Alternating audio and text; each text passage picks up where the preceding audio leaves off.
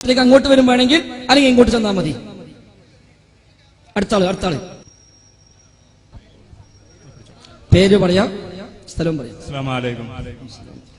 എന്റെ പേര് അൻസാർ എന്നാണ്. ഞാൻ ചൂരക്കോട് നിവാസിയാണ്. ഇവിടെ 3 കിലോമീറ്റർ. ഞാൻ ഒരു പണ്ഡിതനോ അല്ലെങ്കിൽ കൂടുതൽ അറിവുള്ള ആളല്ല. എങ്കിലും സാദരീകമായി ഇവിടെ എത്തിപ്പെട്ടപ്പോൾ എനിക്ക് ഈ പ്രസംഗം ശ്രവിക്കാൻ കഴിഞ്ഞു. അപ്പോൾ നബി സല്ലല്ലാഹു അലൈഹി വസല്ലം തങ്ങളുടെ ജന്മദിനം ആഘോഷിക്കൽ അല്ലെങ്കിൽ അതിന്റെ പേരിൽ ഒരു പ്രത്യേക ആചാരങ്ങളോ അല്ലെങ്കിൽ ആചാരത്തിൽ ആ ദിവസത്തെ പ്രത്യേകമായി അല്ലെങ്കിൽ മാസത്തെ പ്രത്യേകമായി ആഘോഷിക്കലോ തെറ്റാണോ ശരിയാണോ എന്നാണ് ഇവിടുത്തെ വിഷയം എന്ന് മനസ്സിലാക്കിയവരുണ്ട്. ഞാൻ മനസ്സിലാക്കിയാൽ ഞാൻ കേട്ടത് സുന്നി പണ്ഡിതന്മാരിൽ നിന്ന് നബി സല്ലല്ലാഹു അലൈഹി വസല്ലം ജനിച്ചപ്പോൾ നബിയുടെ പിതാവിന്റെ ബന്ധു, ഞാൻ മനസ്സിലാക്കുന്നു അദ്ദേഹത്തിന്റെ എളാപ്പയാണെന്ന്, നബിയുടെ ജന്മദിനത്തിൽ സന്തോഷിച്ചതുകൊണ്ട് ഒരു മൃഗത്തിനെ അറുക്കുകയും ഒരു അടിമയെ മോചിപ്പിക്കുകയും ചെയ്തു എന്ന്. ഈ സംഭവം അദ്ദേഹത്തിന്റെ പാരത്രിക ജീവിതത്തിൽ പ്രത്യേക ദിനത്തിൽ ഗുണമുള്ളതാണ് എന്നും ഞാൻ സുന്നി പണ്ഡിതന്മാരിൽ നിന്ന് കേൾക്കാൻ കഴിഞ്ഞു. രണ്ടാമത്തെ കാര്യം, നബി സല്ലല്ലാഹു അലൈഹി വസല്ലം മദീനയിലേക്ക് ഹിജ്റ പോയപ്പോൾ ആ ദിനത്തെ കാത്തിരുന്ന മദീന നിവാസികൾ ദിവസങ്ങളോളം നബിക്ക് വേണ്ടി കാത്തിരിക്കുകയും ശേഷം നബി സല്ലല്ലാഹു അലൈഹി വസല്ലം മദീനയിലേക്ക് എത്തിയപ്പോൾ അവര് പ്രത്യേക ദഫ്മുട്ട് അല്ലെങ്കിൽ അതുപോലുള്ള ആഘോഷം കൊണ്ട് വല്ലാതെ ആഹ്ലാദവാന്മാരായി പോവുകയും ചെയ്തു എന്ന്. ഈ സംഭവത്തെയോ നബി സല്ലല്ലാഹു അലൈഹി വസല്ലം തങ്ങളോ അദ്ദേഹത്തിന്റെ അനുചരന്മാരോ എതിർക്കുകയോ അല്ലെങ്കിൽ ശാസിക്കുകയോ ചെയ്തതായി അറിവില്ല. എനിക്കറിയില്ല, എന്റെ അറിവില്ലായ്മയാകാം. ഈ സംഭവങ്ങൾ തെറ്റാണോ അല്ലെങ്കിൽ നബി സല്ലല്ലാഹു അലൈഹി വസല്ലം തങ്ങളുടെ പേരിൽ ആഘോഷിച്ചതിന്റെ പേരിൽ നബിയുടെ പിതാവിന്റെ സഹോദരൻ അല്ലെങ്കിൽ പിതാവിന്റെ എളാപ്പ അങ്ങനെ ആരോ ആവട്ടെ അവർക്ക് ഗുണം കിട്ടും എന്നുള്ള വാദം തെറ്റാണോ? അല്ലെങ്കിൽ നബി സല്ലല്ലാഹു അലൈഹി വസല്ലം തങ്ങൾ മദീനയിലേക്ക് എത്തിപ്പെട്ടപ്പോൾ ഈ ആഘോഷിച്ചത് തെറ്റാണോ? അല്ലെങ്കിൽ അത് ആ ദിവസം ആഘോഷിക്കാമെങ്കിൽ നമുക്ക് നബിയെ ലഭിച്ച റബീഉൽ അവ്വൽ മാസത്തിൽ എന്തുകൊണ്ട് ആഘോഷിച്ചുകൂടാ എന്നൊരു ചോദ്യം കൂടിയുണ്ട്. രണ്ടാമത്തത് പറഞ്ഞത് ഹദീസിലും ചരിത്രഗ്രന്ഥങ്ങളിലും രേഖപ്പെട്ട സംഭവമാണ്. ഒന്നാമത്തേത് അങ്ങനെ പ്രാമാണികമായി സ്ഥിരപ്പെട്ട ഒരു സംഭവമല്ല. ഒന്നാമത്തേത് അബൂലഹബ് ആണ് പരാമർശിക്കപ്പെട്ട വ്യക്തി. ആ അബൂലഹബിന് നരകശിക്ഷയിൽ ഇളവുണ്ട് എന്ന് പറയപ്പെടുന്ന സംഭവമാണ് സാധാരണ അത്തരം ഉസ്താദുമാരുടെ പ്രഭാഷണങ്ങൾ കേൾക്കാറുള്ളത്. അത് യഥാർത്ഥത്തിൽ അങ്ങനെ ഉണ്ടെങ്കിൽ, അബൂലഹബിന് നരകത്തിൽ ഇളവുണ്ടെങ്കിൽ, ഇളവുണ്ട് എന്ന് നമ്മോട് പറയേണ്ടത് ഒന്ന് അള്ളാഹുവാണ്, 2 അള്ളാഹുവിന്റെ റസൂലാണ്. അള്ളാഹുവോ റസൂലോ ആണ് പറയേണ്ടത് അബൂലഹബിന് ഇന്ന കാരണത്താൽ നരകത്തിൽ ഇളവുണ്ട്. അത് അള്ളാഹുവോ റസൂലോ പറഞ്ഞിട്ടില്ല, അങ്ങനെ എവിടെയും ഉദ്ധരിക്കപ്പെട്ടിട്ടില്ല. ഇനി തിരിച്ചു പറയുകയും ചെയ്തു. നമുക്ക് എല്ലാവർക്കും അറിയാവുന്ന, താങ്കൾ ഒരു പണ്ഡിതനല്ലെങ്കിലും താങ്കൾക്ക് പോലും അറിയാവുന്ന സൂറത്താണല്ലോ തബ്ബത് യദാ അബീ ലഹബിൻ വതബ്ബ് എന്ന അധ്യായം. അതിൽ പഠിപ്പിച്ചെന്താ? തബ്ബത് യദാ അബീ ലഹബിൻ വതബ്ബ്, അബൂലഹബിന്റെ 2 കൈകളും നശിക്കട്ടെ, അത് നശിച്ചിരിക്കുന്നു. മാ അഗ്നാ അൻഹു മാലുഹു വമാ കസബ്, അവന്റെ സമ്പാദ്യമോ അവന്റെ സ്വത്തുക്കളോ അവന് ഉപകരിച്ചില്ല. സയസ്ലാ നാറൻ ദാത ലഹബ്, ജ്വലിക്കുന്ന നരകാഗ്നിയിൽ അവൻ കടന്ന് എരിയുക തന്നെ ചെയ്യും. ഇത് അവനെക്കുറിച്ച്, അബൂലഹബിനെ കുറിച്ച് അള്ളാഹു നമ്മെ പഠിപ്പിച്ചതാണ്. അപ്പൊ അബൂലഹബ് നരകത്തിലാണ് എന്നും അബൂലഹബിന് 2 കൈകളും നശിച്ചുവെന്നും അബൂലഹബിന്റെ സ്വത്തോ സമ്പാദ്യങ്ങളോ അവന് ഉപകരിച്ചില്ല എന്നും വിശുദ്ധ ഖുർആനിൽ വ്യക്തമായി പറഞ്ഞു. ഇനി അതിനപ്പുറം ഇതൊക്കെ ഉണ്ടെങ്കിലും അവന്റെ ഒരു സമ്പാദ്യം ഉപകരിച്ചുവെന്ന് റസൂലുള്ളാഹി പറഞ്ഞാൽ നമുക്കത് അംഗീകരിക്കാം. പക്ഷെ അത് പറഞ്ഞിട്ടില്ല. അള്ളാഹു പറഞ്ഞാൽ അംഗീകരിക്കാം, അതും പറഞ്ഞിട്ടില്ല. പിന്നെ ഒരു സ്വപ്ന കഥയുണ്ട്. അബൂലഹബിന്റെ വഫാത്തിനു ശേഷം അബൂലഹബിന്റെ കുടുംബക്കാരൻ സ്വപ്നം കണ്ടു എന്നാണ്. റആഹു ബഅദു അഹ്ലിഹി, അബൂലഹബിന്റെ ഒരു കുടുംബക്കാരൻ അബൂലഹബിന്റെ സ്വപ്നം കണ്ടു വളരെ മോശമായ അവസ്ഥയിൽ. അപ്പൊ ചോദിച്ചു അബൂലഹബിനോട്, എന്താണ് നിന്റെ അവസ്ഥകൾ? അപ്പൊ അബൂലഹബ് പറഞ്ഞു, നിങ്ങളെ വിട്ട് പോന്നതിന് ശേഷം എനിക്ക് യാതൊരു ആശ്വാസവും ലഭിച്ചിട്ടില്ല, ഒരു ഖൈറും ഞാൻ കണ്ടിട്ടില്ല. എനിക്ക് ഇതിലൂടെ വെള്ളം നൽകപ്പെടുന്നു എന്നതല്ലാതെ ഞാൻ സുവൈബ എന്ന അടിമ സ്ത്രീയെ മോചിപ്പിച്ചതിനാൽ. ഇത് ആര് പറഞ്ഞു? അബൂലഹബ് പറഞ്ഞു. ഏത് അബൂലഹബ്? സയസ്ലാ നാറൻ ദാത ലഹബ് എന്ന് പറഞ്ഞ, തബ്ബത് യദാ അബീ ലഹബിൻ വതബ്ബ് എന്ന് പറഞ്ഞ ഒരു സമ്പാദ്യവും ഉപകരിക്കില്ല എന്ന് അള്ളാഹ് വിശുദ്ധ ഖുർആനിൽ വ്യക്തമായി പഠിപ്പിച്ച അബൂലഹബ് സ്വപ്നത്തിന് വന്നിട്ട് ഒരാളോട് പറയാ എനിക്ക് അവിടെ ഇളവുണ്ട്. അതാണ് കഥ.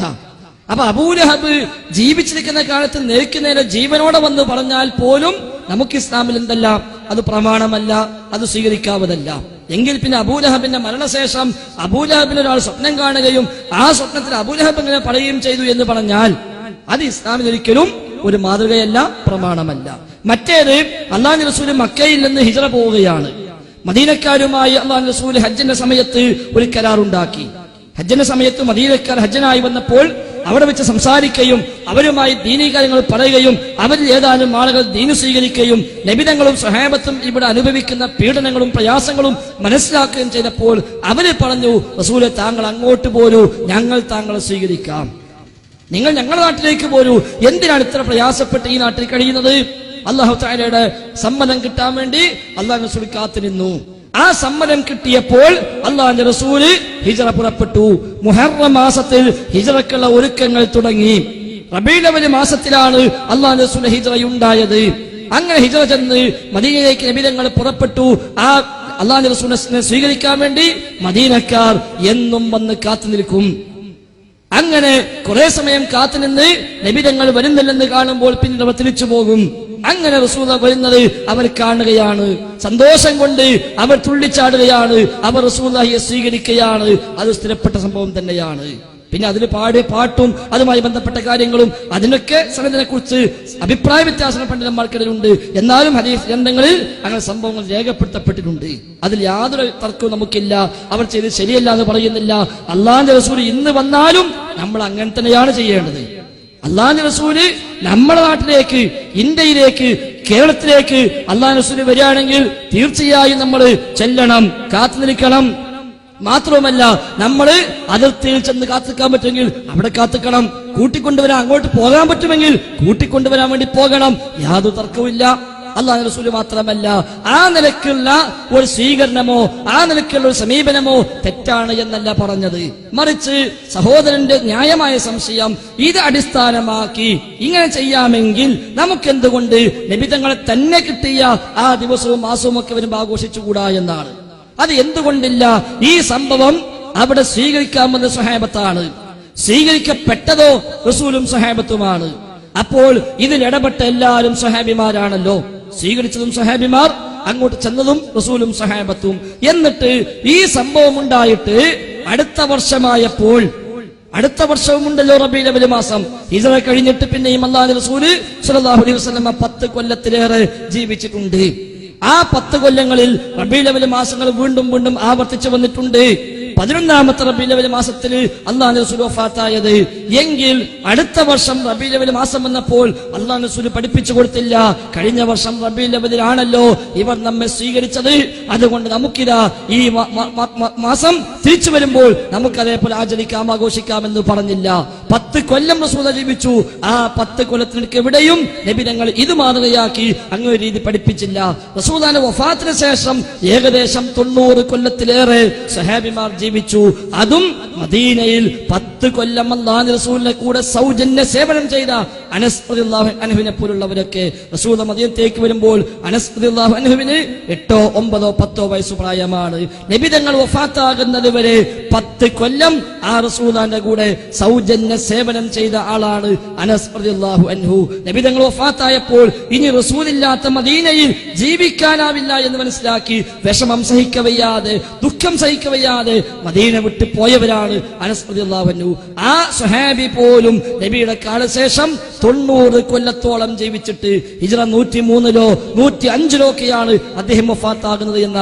അപ്പോൾ 90 കൊല്ലത്തോളം നബി തങ്ങളുടെ കാലശേഷം ആ സ്വഹാബി ജീവിച്ചിട്ടുണ്ട്.